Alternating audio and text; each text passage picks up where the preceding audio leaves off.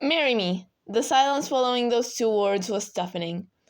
And despite the mask, Wilbur could feel the intensity of the stare behind it. But it didn't deter him, as he stared back, hopeful, clutching one of Dream's hands in both of his.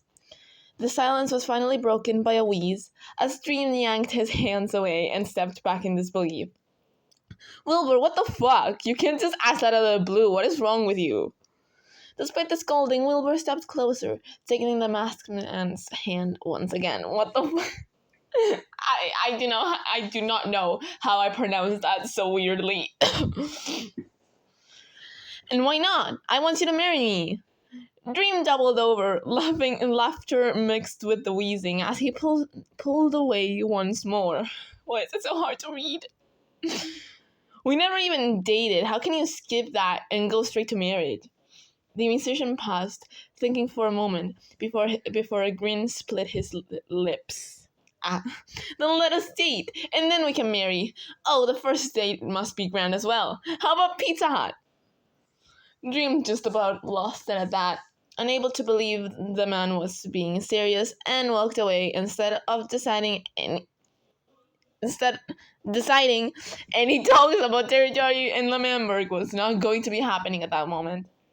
Sadly, he was followed, the other being persistent about that Pizza Hut date. Dream, my sunlight, my darling, will you become mine and marry me? Said man spat his drink and turned away, coughing out a lung. Wilbur began being quick to go his aid, only to be swatted away. What the hell, Wilbur? Will you stop asking me that? I already said no.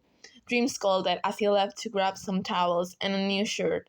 The other following close behind like a lost puppy.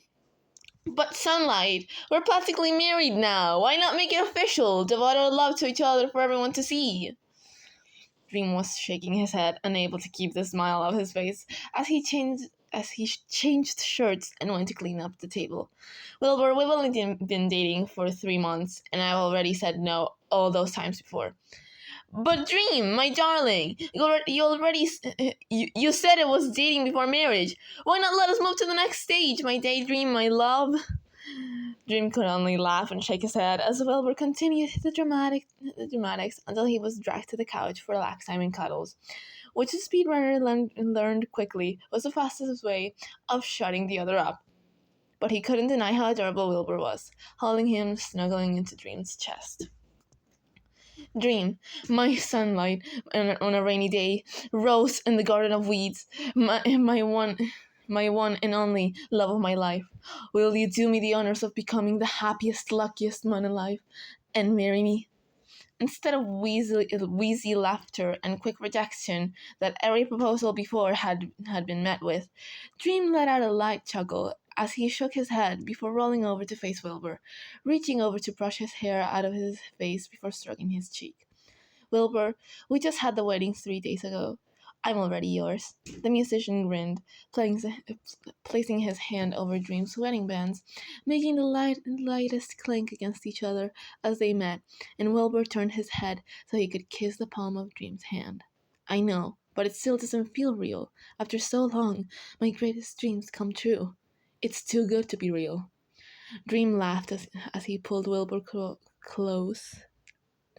I was doing so good. I was not doing anything wrong.